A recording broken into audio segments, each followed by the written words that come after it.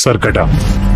आपने सरकटा के बारे में कई कहानियां सुनी होंगी, मूवीज और टीवीज में देखा होगा, लेकिन इस वीडियो में हम आपके लिए बंगाल में घटी सरकटे की एक सच्ची कहानी लेकर आए हैं। दिवाकर बचपन से ही लखनऊ में पला बड़ा था और वो कई सालों बाद वापस अपने गांव जा रहा था, जो कि वेस्ट बंगाल और बांग्लादेश बॉर्डर के एक छोटे से कोने पर था। इससे पहले वो अपने गांव सिर्फ बचपन में गया था, लेकिन अपने पेरेंट्स के मरने के बाद अब उसके परिवार में सिर्फ उसकी नानी थी, जिन्हें वो अपने साथ लखनऊ ले जाने के लिए गांव आया था। वो गांव के पास पहुंच तो गया, लेकिन वहां की मेन सड़क बारिश की वजह से खराब हो गई थी। उसने देखा तो पास में ही एक साइन बोर्ड था, जो कि जंगल के रास्ते से उसके गांव की तरफ इशारा कर रहा था। दिवाकर ने वो रास्ता तो ले लिया, लेकिन उसे नहीं पता था कि वो रास्ता लेना उसकी जिंदगी की सबसे बड़ी गलती बनने वाला है। शाम ढल रही थी और जंगल का वो रास्ता एकदम सुनसान था। पूरे रास्ते में बस उसके अलावा और कोई नहीं था। कुछ दूर जाते ही दिवाकर को अजीब सा भारीपन लगने लगा और उसे ऐसा महसूस हुआ कि कोई 10 फीट का आदमी एक झाड़ी के पीछे खड़ा उसकी तरफ देख रहा है। दिवाकर को लगा कि झाड़ियों में कोई जानवर हो, तो वो थोड़ा तेजी से चलने लगा और तभी उसके पैरों के नीचे कुछ आया, जिससे वो लड़खड़ा कर नीचे गिर गया। जैसे ही उसने पलट कर देखा तो उसके रोंगटे खड़े हो गए। वो जिस चीज से लड़खड़ाया था वो चीज कुछ और नहीं बल्कि किसी इंसान का कटा हुआ सड़ा हुआ एक सर था। ये देखते ही दिवाकर वहां जोर से भागा और जैसे तैसे करके उस एरिया से निकलकर अपने घर पहुंच गया। उसकी नानी उसे देखकर बहुत खुश थी और साथ ही हैरान भी।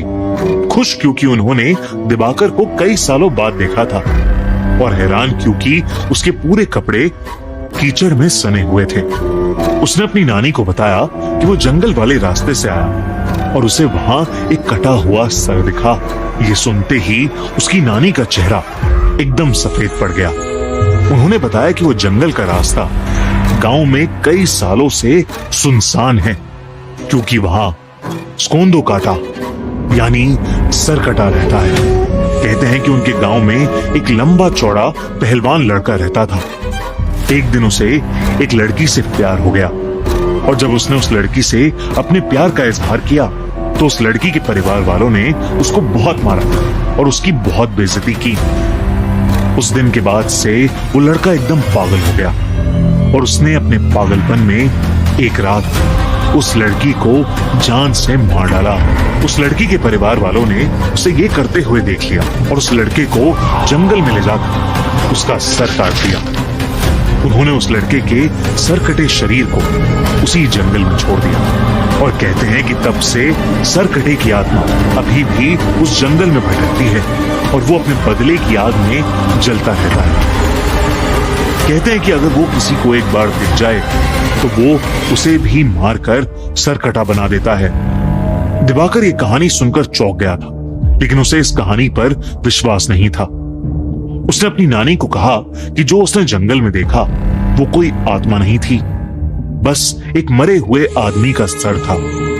उसके बाद वो नानी के साथ खाना खाकर सोने चला गया। जैसे ही आधी रात हुई, दिवाकर को सोते हुए ऐसा लगा कि जैसे कोई धीमी सी आवाज में उसे पुकार रहा है। उसने उठकर देखा तो उसके कमरे में कोई नहीं था। उसे लगा कि शायद उसकी नानी होंगी, पर जब वो उनके कमरे में गया तो वो गहरी नींद में सो रही थी। उसे ये अपनी थकान का नतीजा लगा और वो फिर से सोने चला गया। लेकिन उसकी आंख लगते ही उसे फिर से वही आवाज सुनाई दी। दिवाकर ने देखा कि वो उसी जंगल में है और उसके ठीक पीछे एक 10 फुट लंबा आदमी खड़ा है और उसके हाथ में उसका कटा हुआ सर है। वही भयानक सड़ते मांस वाला कटा सर जो उसे रास्ते में दिखा था। वो सर अब दिवाकर से मदद मांगने लगा और उससे कहने लगा कि क्या दिवाकर उसका सर उसके शरीर पर वापस जोड़ सकता है।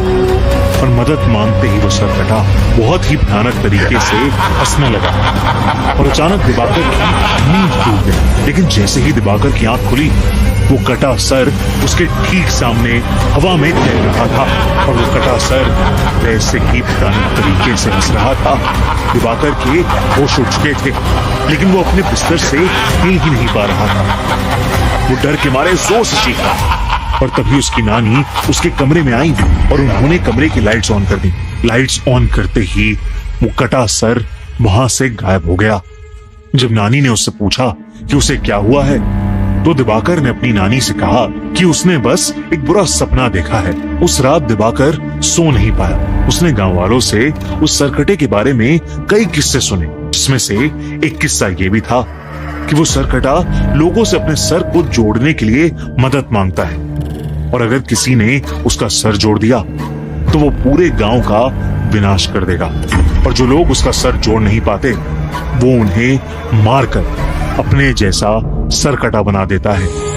उस रात जब दिवाकर अपने कमरे में सोने के लिए गया तो उसने देखा कि खिड़की के बाहर एक अजीब सा लंबा सा आदमी शॉल ओढ़े खड़ा है। वो देखते ही दिवाकर घबरा उठा। अचानक से उसका दम घुटने लगा।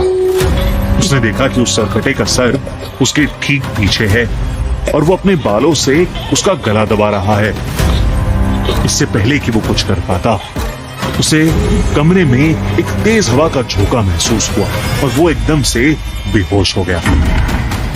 कुछ देर बाद जब दिवाकर की आंख खुली तो उसकी नानी उसके सामने थी। दिवाकर अपनी नानी को देखकर रोने लगा और उसने अपनी नानी को सरकटे के बारे में सब कुछ बताया।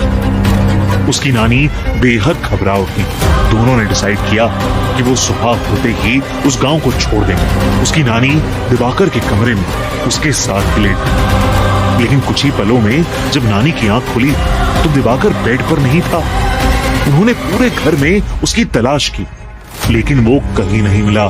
दिवाकर की नानी बहुत ज्यादा घबरा गई क्योंकि उन्हें डर लगने लगा था कि कहीं वो सरकटा उसे ले तो नहीं गया।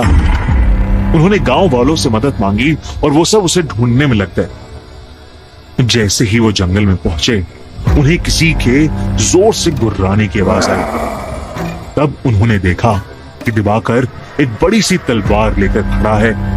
दिवाकर की आंखें सफेद हो चुकी हैं और वो गुस्से से गुर्रा रहा है, जैसे वो बिल्कुल पागल हो गया।